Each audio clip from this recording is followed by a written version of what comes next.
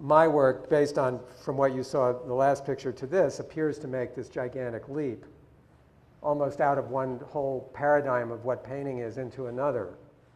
It didn't feel like that at all, and that wasn't really how it happened. It's just that in this way that evolution works, kind of blind, dumb, connecting things, trying different combinations, it began to occur to me that my work wanted me to let this kind of thing out.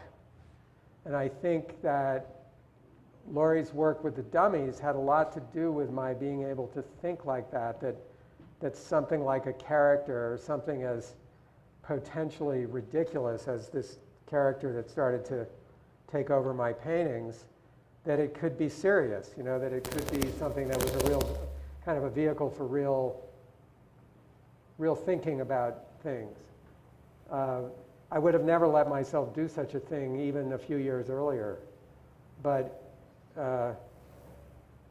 know, things have a way of sort of backing you into a corner. Like if you accept your own premises, then certain things follow. And if you're not just going to be either a chicken or, you know, your own most vicious critic, you have to sort of let them out. Let other people be vicious critics. That's their job.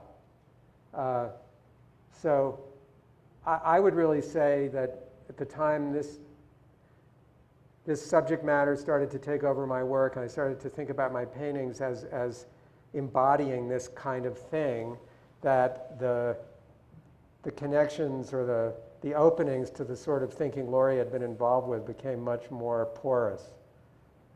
Connections were much more apparent. I have always maintained that he brought figures into his work so that he could get me more interested in it, so that I would be willing to go to his studio and talk about it. Which worked, I think. Yeah, worked. I started to get really interested in these figures, and I could sit longer and ask more questions. And that's kind of been a kind of semi-running joke with us, semi-serious and semi-jokey, that I've been a much bigger influence on his work than he has on my work, which, you know, is patently not true, but that's the kind of what we tell ourselves. And so this was around 2001. The Instant Decorators series, which I showed here at Baldwin Gallery for the first time, was a result of right after 2/11 not being able to go to the studio, make work. You mean 9/11? What did I say? I'm not sure what 2/11 is. Did I say 2/11? Something important happened on 2/11. But. Okay, 9/11. That's interesting. I started to do things with things that I could do at home because I couldn't get to the studio. Things that I could cut out. And this is a page from a decorating book called The Instant Decorator, where you could put fabrics and things underneath a page. Kind of create your own room, and I started adding characters from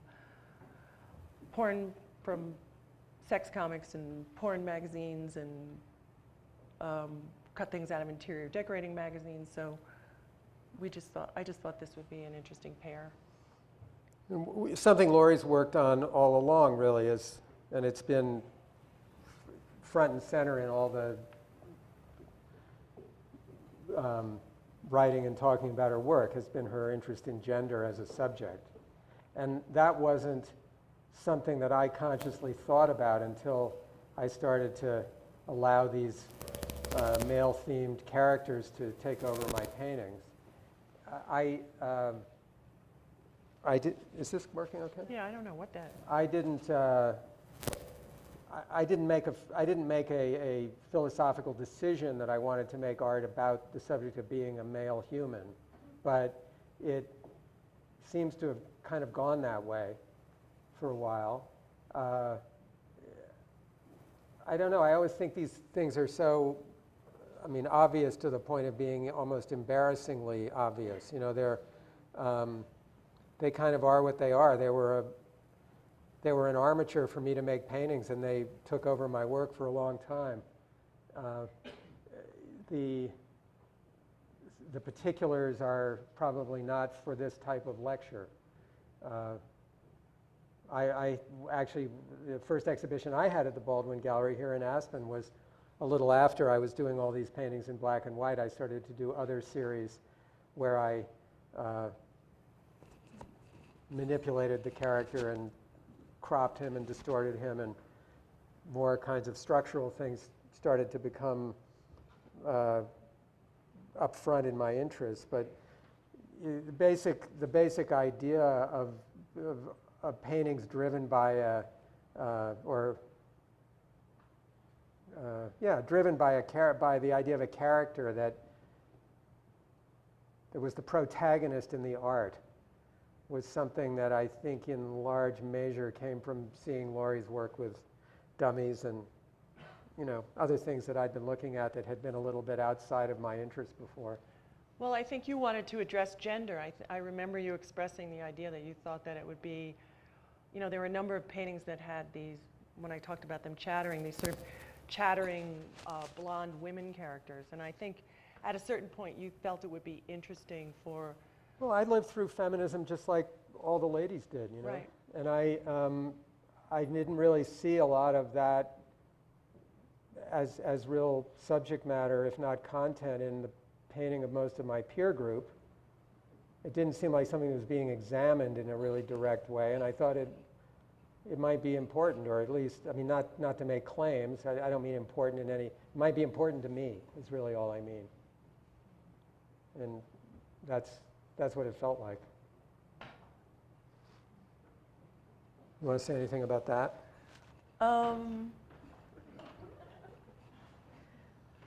No. I'll say something about this. There was a kind of odd series, that I'm just going back to examining. I made a movie in 2006, which really was a kind of closure on years and years of work. It was one of the biggest efforts that I've ever made. My executive producer, Jeannie Greenberg, Rowan is here. She made it with me, and it was like such a labor of love and so intensive, time-intensive, effort-intensive, financially overwhelming. And when the movie was done, I was sort of diminished. Everything I'd done up to that point was it seemed like I couldn't go back to anything. So I thought, well, the only way to start again is to start with just a kind of rebirth, women in no time, in no place.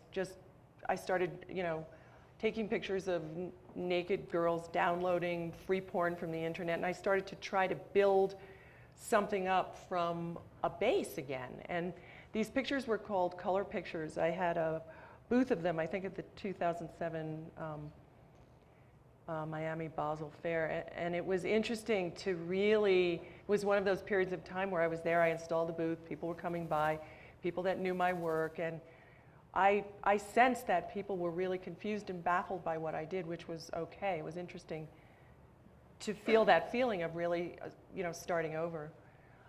And so I started to embellish on the pictures. I started to cut things out. I started to paint on the naked girls. And I put this picture up because Tip happened to come into my studio, and he just absolutely fell for this picture. And I made him a print and gave it to him, either for our anniversary or his birthday. But I thought it was really interesting that, I think it's Basiotis in the picture. It is William Basiotis. Who happens to be an artist. Which I don't think, Laurie, you knew that. I had no idea who it was. And actually, Tip just recently wrote a really, what I thought was a terrific piece about Basiotis for Art Forum. So this was, way prior to this. But I thought it was really funny the way he fell in love with this picture that was this classic artist model scenario. Totally a little raunchy, totally sexist. And he just really loved it. And this is, as these color pictures were kind of growing to a point, leading me up to my most recent work. The slides are, the images are coming up. Well, it was very meaningful to me, almost in the way that I felt like there was some sort of telepathy going on, because I had finally managed to get beyond paintings that were dominated by that male character